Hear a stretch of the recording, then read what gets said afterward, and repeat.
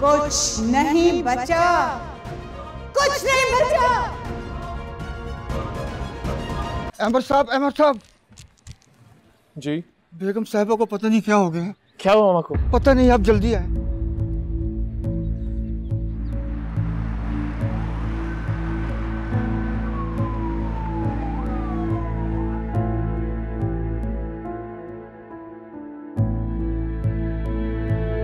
लेकिन अचानक से ये सब कैसे है? हमें अचानक से कुछ नहीं हुआ ज़ारा, तुम तो जानती हो घर के हालात कैसे हैं, कितना टेंस माहौल चल रहा है। कुछ तो कहा होगा ना डॉक्टर्स ने। पता नहीं ये जिंदगी हमें अपने पैरों पे खड़ा क्यों नहीं होने दे रही। ज़ारा तुम परेशान मत हो, कुछ नहीं होगा मामा को, बहुत स्ट्रांग है, जिंदगी के बड़े बड़े दुख उन्होंने बर्दाश्त किए हैं। ठीक कह रहे हो तुम। मैं डॉक्टर से उनकी कंडीशन के बारे में पूछ के आता हूँ। प्लीज जल्दी आना, हम इंतजार कर रहे हैं तुम्हारा।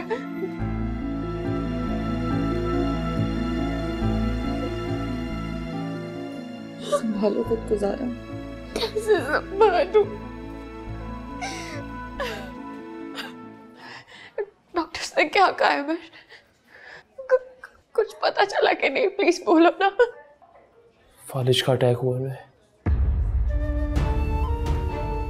फालिज का अटैक? खुद को संभालो ज़ारा, हौसला रखो। ऐसे कैसे हो सकता है?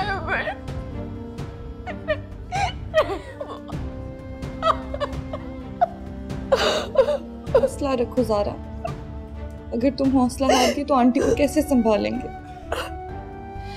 वो इंशाल्लाह जल्दी ठीक हो जाएंगी। वो वाकई जल्दी ठीक हो जाएगी ना? हाँ, वो बिल्कुल ठीक हो जाएंगी। सब्र तहम्मुल से काम लेना पड़ेगा ज़ारा, वो ठीक हो जाएंगे इंशाल्लाह। ठीक है, मैं अब अपने आप को संभाल लूंगी मॉम की खातिर। अब दोनों ने मिलकर तुम्हारे साथ इतना बुरा किया सारी जिंदगी, मगर तुम आज भी मॉम की सेहत के लिए फिक्रमंद हो। मैं बहुत शर्मिंदा हूँ अपने किए पर। तुम उल्टा खड़ी आज मुझे हौसला दे रही हो, मुझे संभाल रही हो। मुझे माफ कर दो। नहीं ज़ारा, कैसी बातें कर रही हो तुम? मैंने तुम्हें पहले भी कहा था कि मेरे दिल में कुछ भी नहीं है, कुछ भी नहीं। हम सबको मिलकर कोशिश करनी होगी, मामा का अच्छे से अच्छा इलाज करवाएंगे, चाहे इसके लिए हमें अब्रॉड ही क्यों न जाना पड़े। ओके, ये लोग हमें मॉम से मिलने क्यों नहीं दे रहे हैं? दे देंगे परमिशन थोड़ी देर में, मैं उनसे बात करके आता हूँ।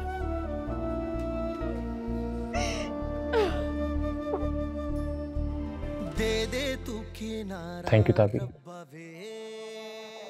तो मामा का बहुत ख्याल रख रही हो। कैसी बातें कर रहे हैं आप? ये तो मेरा फर्ज है, और कौन करता?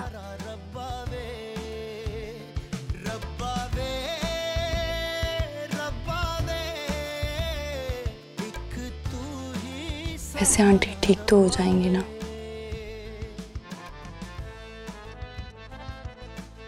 इंशाल्लाह, उम्मीद तो बहुत है।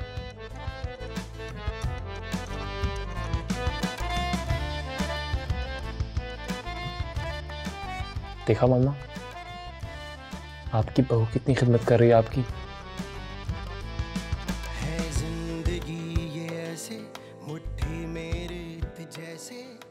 मत रोए आंटी, मेरे दिल में आपके लिए कोई बुरी फीलिंग्स नहीं है। मैं आपका उतना ही एहतराम करती हूँ, उतनी ही इज्जत करती हूँ जितनी पहले दिन करती थी। आप संभालें खुद को प्लीज, हम आपके इलाज में कोई कमी नहीं आने देंगे, आपका बहुत ख्याल रखेंगे हम दोनों।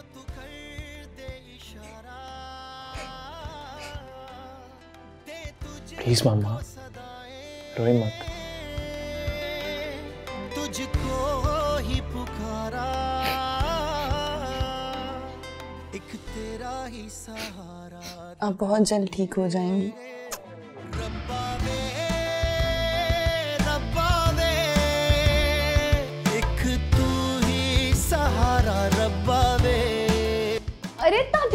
ये क्या कर रही हो?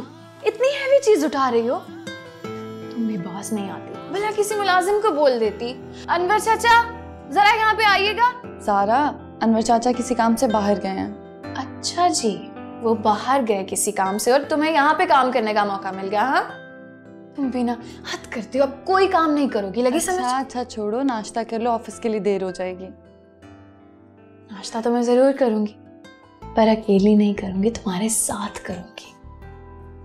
लेकिन यहाँ बहुत काम है। काम? काम की परेशानी तुम क्यों ले रही हो? अनवर चाचा आएंगे तो वो खुद कर लेंगे। अच्छा ठीक है, साथ में नाश्ता कर देते हैं। चल चल आजा।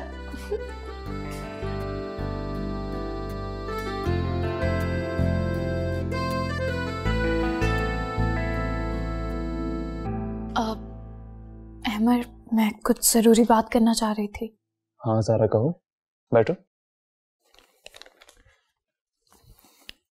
वो एक्चुअली मैंने डिसाइड किया है कि मैं मॉम को इलाज के लिए इंग्लैंड लेकर जाऊं, वहां पे शायद उनका अच्छा ट्रीटमेंट हो सके। लेकिन ज़ारा, यहाँ भी अच्छे हॉस्पिटल्स हैं, यहाँ भी उनका बेहतर इलाज हो रहा है, वो भी अच्छे डॉक्टर से। हाँ मगर फर्क तो है ना अहमर, और वैसे भी मैं इंग्लैंड परमानेंटली शिफ्ट हो रही हूँ। मैंने ये फैसला बहुत सोच समझ कर किया है।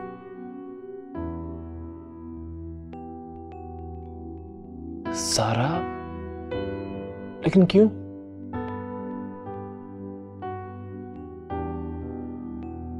बस छोड़ो इस बात को। ये कुछ पेपर्स हैं, मैं चाहती हूँ कि तुम ये साइन कर दो।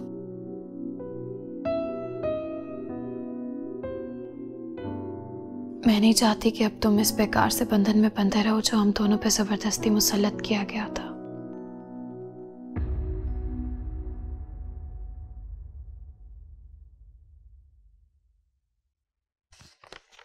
लेकिन ज़ारा, मैं ऐसा नहीं समझता। जिस तरह से भी ये रिश्ता कायम हुआ, मैं उसे निभाने की कोशिश कर रहा हूँ। इस बेईमानी से रिश्ते को खत्म कर देना ही बेहतर होगा। तो क्या अब तुम वापस नहीं आओगी? आऊंगी ना, सारा की शादी पर, तुम्हारे बच्चे की पैदाइश पर, तुम दोनों को मुबारकबाद देने के लिए। बहुत अजीब लग रहा है। दरअसल मॉम की भी यही ख्वाहिश है कि तुम इन पेपर्स पर साइन कर दो। जो चीज किस्मत में ही ना लिखी हो उसके लिए जिद नहीं करना चाहिए। ये बात अब मुझे बहुत अच्छे से समझ में आ गई है। और किसी के नसीब पे डाका डालकर तो कभी भी वो चीज हासिल की ही नहीं जा सकती जो इंसान की होती नहीं।